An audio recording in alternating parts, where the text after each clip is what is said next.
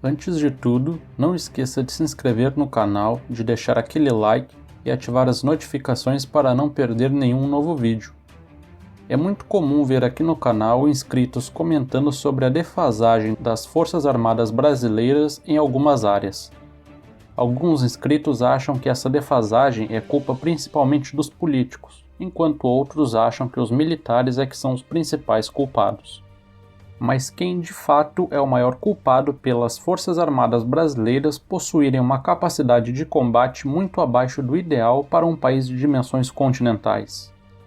É isso que vamos descobrir neste vídeo, então eu peço que assistam até o final. Para responder essa pergunta longe das paixões de qualquer tipo, o mais importante é olharmos para o orçamento.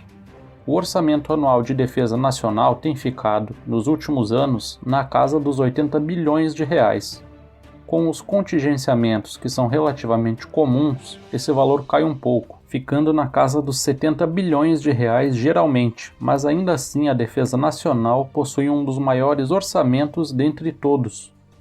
Em 2021, por exemplo, a defesa ficou com o quinto maior orçamento da União, ficando atrás somente da Previdência Social, da Assistência Social, da Saúde e Educação, e tem sido assim já há muitos anos.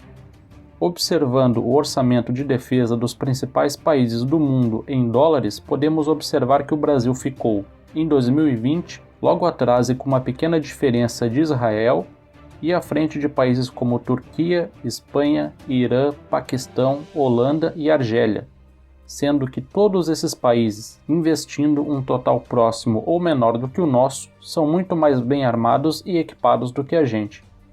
Então, se o problema não é a falta de dinheiro, qual é o problema? A resposta é relativamente simples. Dentro do montante de recursos que a pasta da defesa recebe, a maior parte, um valor que varia entre 70% e 80%, é gasto para pagar salários, aposentadorias e pensões. Do que sobra disso, uma parte vai para o custeio, ou seja, para manter em operação tudo o que já possuímos, e o que resta, que deve ficar em torno de 10% do total, vai para investimento, ou seja, para de fato adquirir tudo o que precisamos. Isso acontece especialmente porque nossas forças são superdimensionadas em efetivo, em especial a Marinha e a Força Aérea. A nossa Marinha possui hoje cerca de 80 mil militares.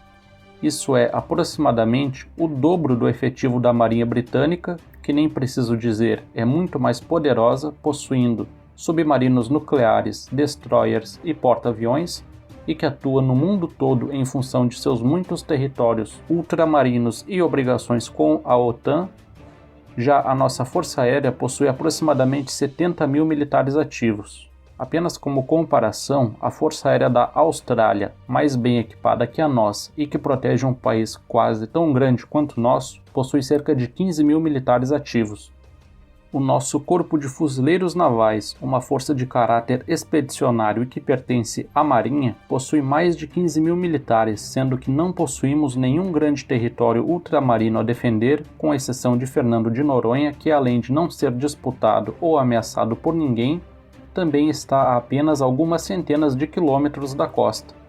Como comparação, os fuzileiros navais britânicos, que também são uma força expedicionária e que devem ter capacidade de defender qualquer um dos 14 territórios ultramarinos britânicos, alguns a mais de 10 mil quilômetros de distância, somam apenas 8 mil militares. O resultado disso é que o gasto para manter forças deste tamanho acaba consumindo a maior parte de todo o orçamento, resultando em forças grandes em número de pessoal, mas pequenas em quantidade e qualidade de equipamentos, e não há, aparentemente, um esforço por parte dos militares para modificar essa realidade. Um exemplo dessa falta de esforço dos militares para reduzir gastos com o pessoal foi a reforma da Previdência.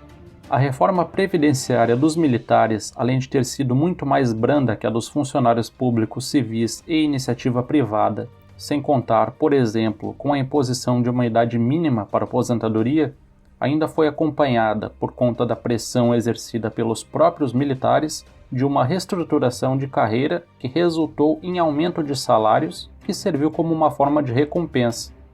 Com isso, a economia que antes era prevista em 96 bilhões de reais em 10 anos caiu para apenas 10 bilhões de reais no mesmo período, ou seja, foi uma reforma basicamente só de aparências que não resolveu quase nada.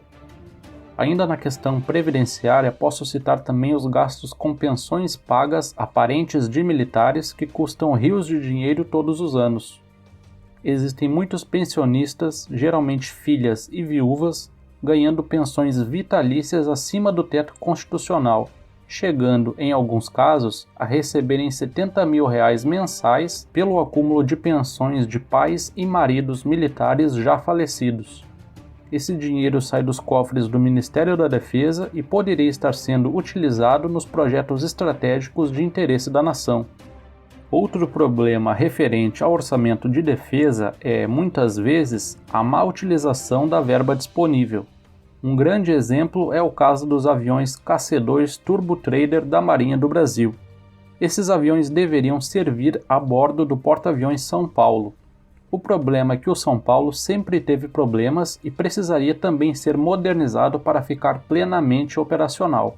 Só que a Marinha, antes de garantir a verba para modernizar o São Paulo, adquiriu e mandou modernizar esses aviões KC-2, o que custou mais de 100 milhões de reais. No final das contas, faltou dinheiro para modernizar o São Paulo e ele foi desativado, ou seja, nós gastamos para adquirir e modernizar aviões que ainda serão entregues e que deveriam operar de um porta-aviões que nós não possuímos mais. Posso citar como exemplo também casos de projetos nacionais que consumiram milhões no desenvolvimento e que foram abandonados muitas vezes já próximo da conclusão, como é o caso do míssil Piranha B, do míssil antirradiação Mar-1 e de vários projetos de veículos blindados, dentre outros. Isso tudo não significa que os políticos não possuem responsabilidade, especialmente pelos contingenciamentos que atrapalham o planejamento a longo prazo, mas são os militares os responsáveis por administrar diretamente o dinheiro da defesa e por elaborar os projetos estratégicos. São os militares os responsáveis por definir qual é o efetivo que as forças têm ou terão, e são eles que conhecem a realidade dentro dos quartéis. Se os próprios militares, que são obrigados muitas vezes a utilizarem equipamentos velhos e obsoletos, não se movem de forma efetiva para mudar essa realidade, não serão os políticos, alheios em relação à defesa, que o farão. Então, galera, espero que tenham gostado do vídeo. Continue nos acompanhando, não deixe de se inscrever no canal e até a próxima.